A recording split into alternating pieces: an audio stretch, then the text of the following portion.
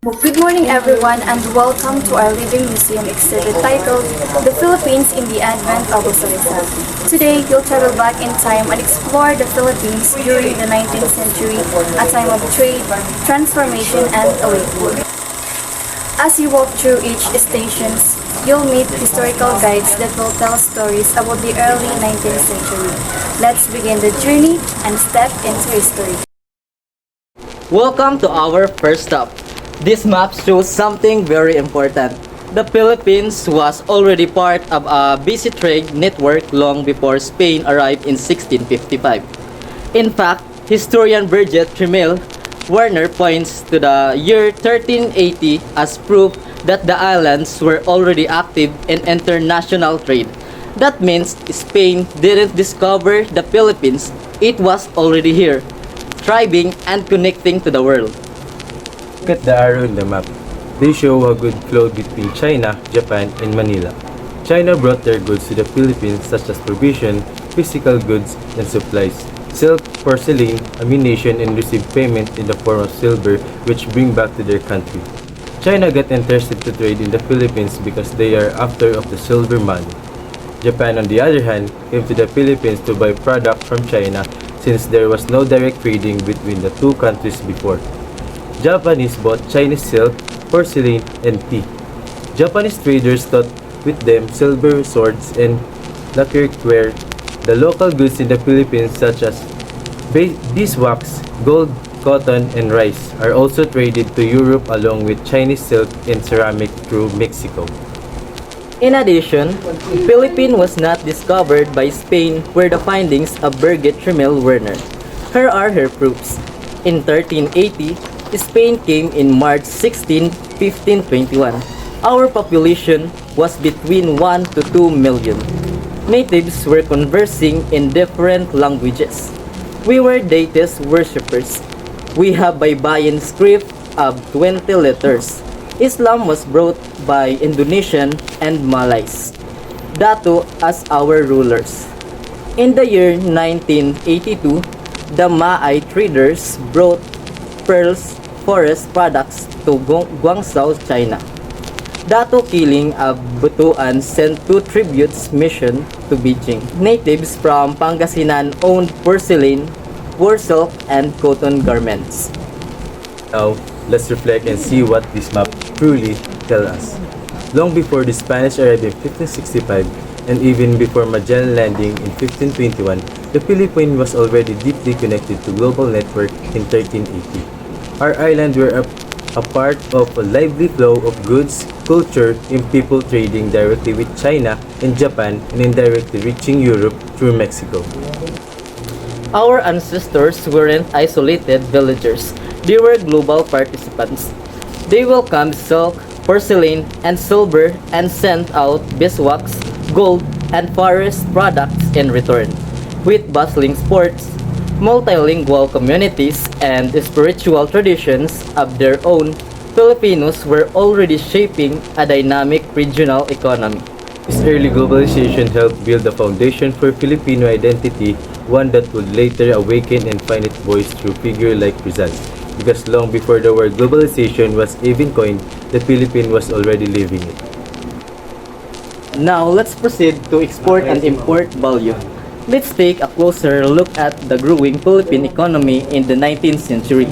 This chart shows how, over just 70 years, our country experienced a dramatic rise in foreign trade. Between 1825 and 1895, the Philippines experienced dramatic expansion in the foreign trade, reflecting its deepening integration into global markets. In the year of 1825, total trade was relatively modest at 2.8 million pesos, with imports exceeding exports, showing early dependence on foreign goods. By 1875, exports had surged to 18.9 million pesos, indicating stronger production of cash crops like sugar, abaca, and tobacco. Trade grew more balanced, reaching over 31 million pesos. By 1895, exports doubled again to 36.6 million pesos and total trade hit 62 million pesos. export economy before the revolution, this surge in trade brought prosperity to landowners, merchants, and a rising middle class. You will learn the response behind why such surge happened in your next stop. Welcome to our second gallery station. Here we'll explore the powerful forces that transformed the Philippine economy in the 19th century. Changes that shapes the world Jose Rizal was born into. This was a time of using exports, expanding trade routes, and shift in social classes. Let's talk through the key reasons behind the economic surge.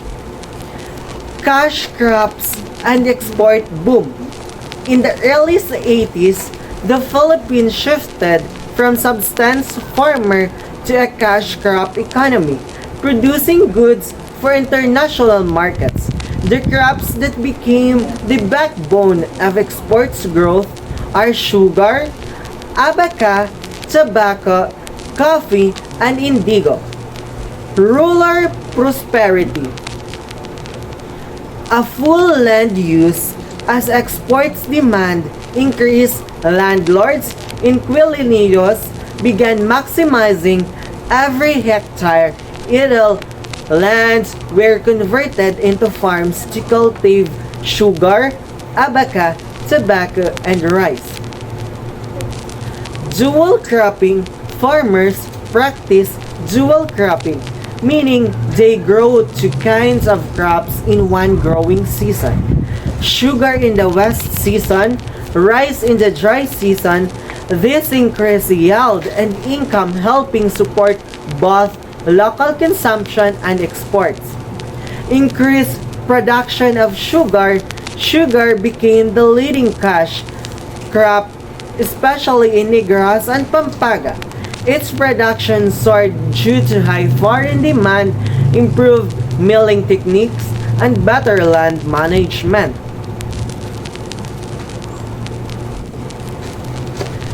Expansion of textile exports and other cash crops. Abaca, Manila was exported to make wraps for ships. Cotton, indigo, and tobacco added to the mix.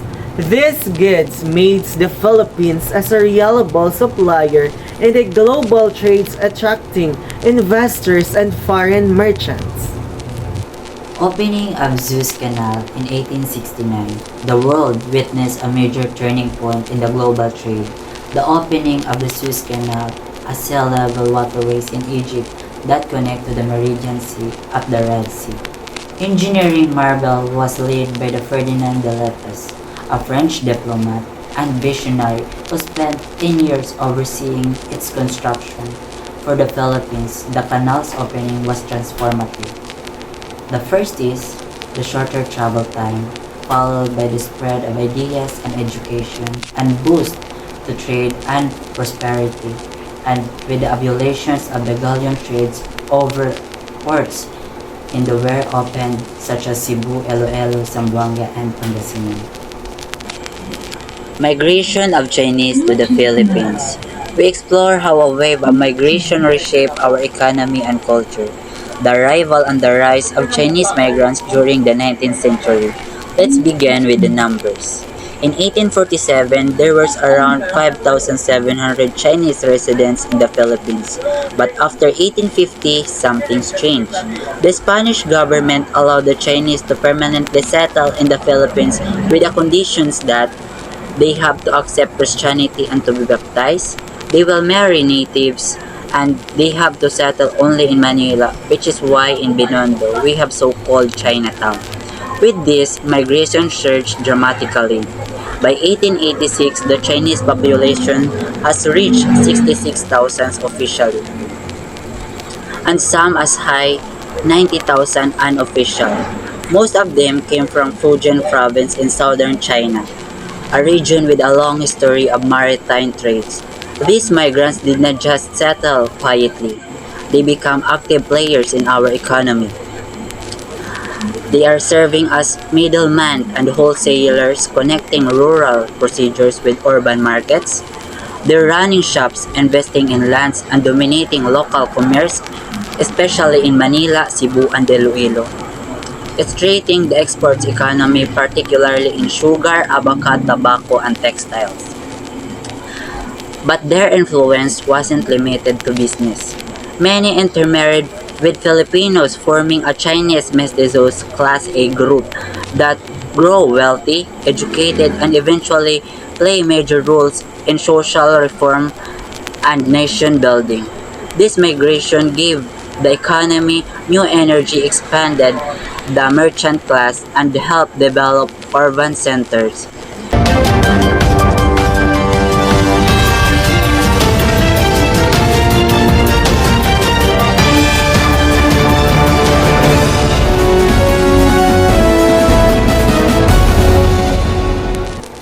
Good day, this is Bayang Malaya News, bringing you to the latest on political upheavals in Spain that sent shockwaves throughout the colonies, including the Philippines. Here are today's headlines.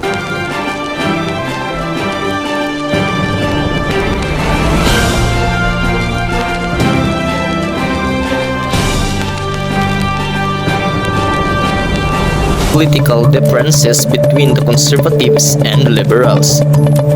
Napoleon Bonaparte's invasion of Spain, the Cadiz Assembly and the Cadiz Constitution of 1812, the restoration of King Ferdinand VII.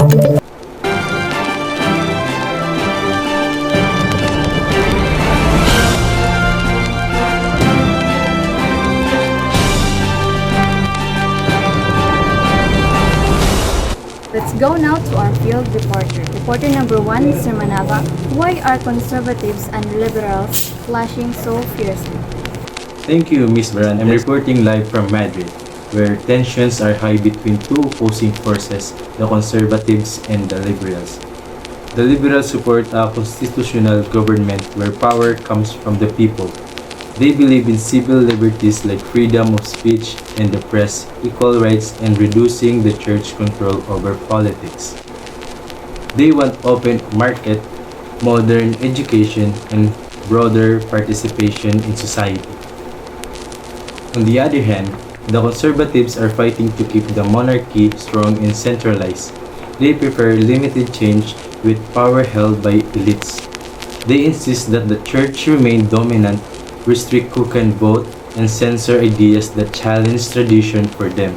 Protecting old system is more important than embracing reforms.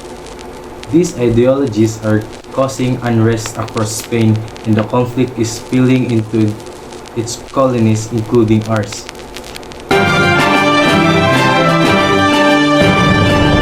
Reporter number 1, thank you. Now let's turn to breaking news. Spain is in chaos. Napoleon Bonaparte has forced King Ferdinand VII to abdicate the throne and install his brother, Joseph Bonaparte, as Spain's new ruler. Joseph is now enforcing French law, and the streets are erupting in protest. Reporter number 2, Mr. Mignano, you're on the ground. What's happening over there?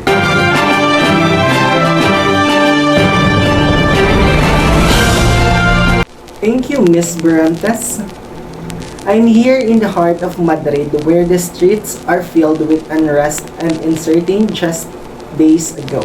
Napoleon Bonaparte forced King Ferdinand VII to abdicate, replacement with him his own brother, Joseph Bonaparte, as the new ruler of Spain. Joseph, now acting under the Napoleonic regime, was began issuing decrees that mirror French revolutionary policies or the Napoleonic regime, implementing the following: equality before law, individual liberties, abolition of feudalism and serfdom, educational reforms, suppression of inquisition, demolition of monasteries, confiscation of church property, public employments. Back to you, Ms. Barantes, as we continue tracking this political storm.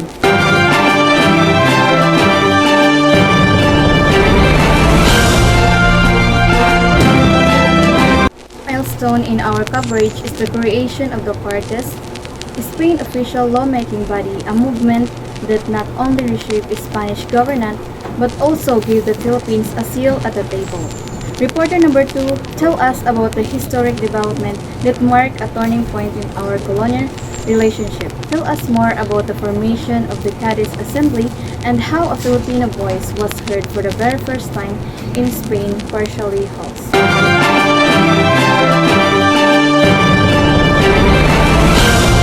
Carburantes, after Napoleon's invasion and the collapse of Spain's monarchy, Spanish patriots need a new government. So in 1810, they formed the Cortes de Caja, a national assembly that brought together representatives from across the Spain's colonies, across America and Asia. For the first time, the Philippines was invited to send a delegate. That represent was Ventura de los Reyes, a Creole from Manila. He joined the Cortes in 1811, becoming the first Filipino to speak in the Spanish Parliament. He represent the following reforms: supervision of Galilean trade. Last route of Galilean was in 1815. Presented proposal for the benefits of agriculture, commerce, and navigation in the Philippines. The Cortes in Cadiz, a city protected from French forces, and worked to draft a new constitution. Reyes participated in debates and pushed for better rights and conditions for Filipino. He represented not just Manila's elite but the broader interest of the archipelago. This was a turning point. The Cadiz Constitution of 1812 declared central idea was sovereignty resident in its nation, abolition of inquisition, aristocratic privilege, feudal obligation, seigneurial lives, election of deputies to future Cortes, representation without class distinguished, abolition of entitled estates, extend universal suffrage to all free males, free trade, freedom of press, encourage agrarian production, establish a clear and absolute property rights, right to sell rent-want lands. In general, the Constitution of 1812 provide a division of governmental powers, consolidate and update the Spanish legal system, ensured civil equality, and curtailed corporate privilege. Through short-lived, this constitution inspired reformists in the Philippines and planted earlier seeds of nationalism. Reporter number 2, Mr. Miniano. Now let's return to reporter number 1, Mr. Manaba, for an update on a major turning point in the Peninsular War. Reporter number 1, what happened at the Battle of Vitoria and how did it lead to the downfall of Napoleon Bonaparte's influence in Spain, as well as the oust of Joseph Bonaparte?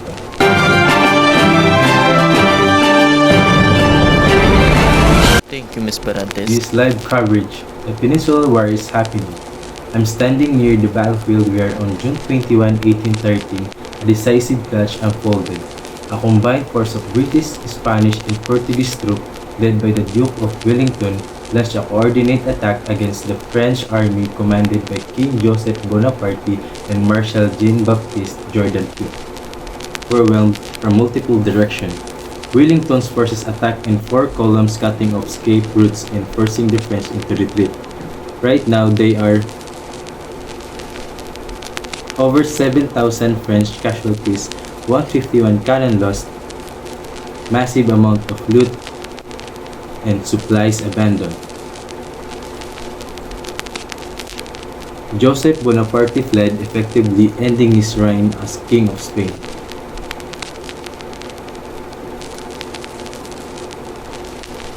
This defeat shattered Napoleon's control over Spain. Within months, Ferdinand VII was restored to the throne and French forces were pushed back across the Pyrenees. The Battle of Vitoria wasn't just a military loss, it was the collapse of Napoleon's Spanish Empire. The Cadiz Constitution of 1812 was declared as void by King Ferdinand VII, where it lived only about 2 years. When King Ferdinand VII died in 1833, the Spanish Cortes was restored, but the Philippines had no representation in the Cortes. From now, that's all. Back to you, Anchor Rosa. But here in the Philippines, is there an impact to us by this political instability in Spain, particularly our social conditions? Reporter number 3, Mr. Caelio, please give us an update.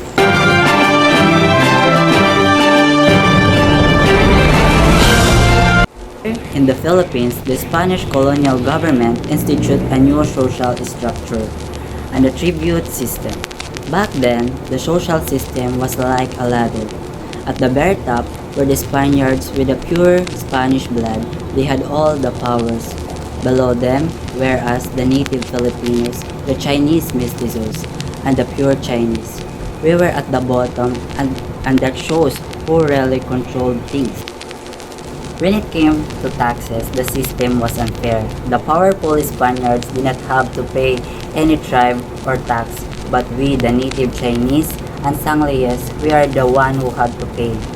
This clearly shows how the rules were made to benefit those in power, while we are here to carrying the burden.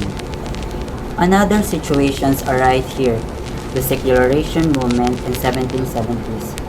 This is between the regular prides and the secular prides claim for the parish.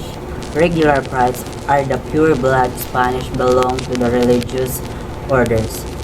Their main task was to spread Christianity or missionary. Example, we're here in Franciscas recollects Spanish church in Cavite circa in 1899. Dominicans and the Agustinians, while secular prides who are mestizos do not belong to any religious order.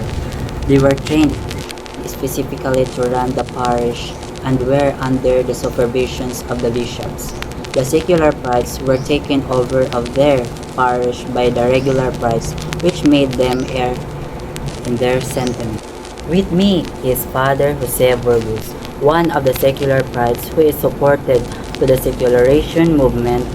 Father Burgos, can you tell us something about this movement? Good morning.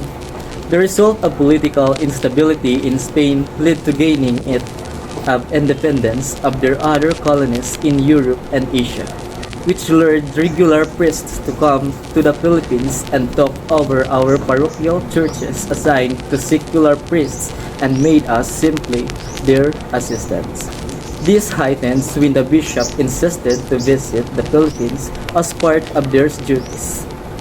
The regular priests refused, saying that they are not under the bishop and threatened to leave the parochial.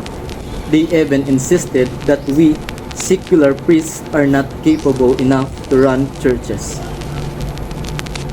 In 1774, Archbasilius Santa Justa upheld the diocese's authority over the parishes and accepted resignations of regular priests who abandoned their churches and gave it to us. This cry for fair opportunity in the administration of the parishes gave birth to the secular movement. Thank you, Father Burgos. Back to you, Ms. Barantes.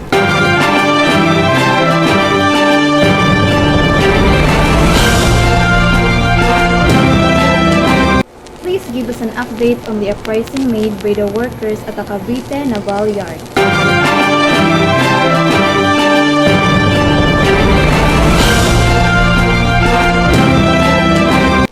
Yes, I'm Corbarantes. I am here now at Cavite, and workers in the arsenal are protesting because some of the privileged were curtailed as an exemption from the tax, doing forced labor. They planned a mutiny, but unfortunately, the three priests named Ferdinand Mariano Gomez, Jose Burgos, Jacinto Zamora were falsely accused as leader of the Cavite Mutiny of 1872. They were seized, garroted. We remember them as the three martyr priests named Gong Borza.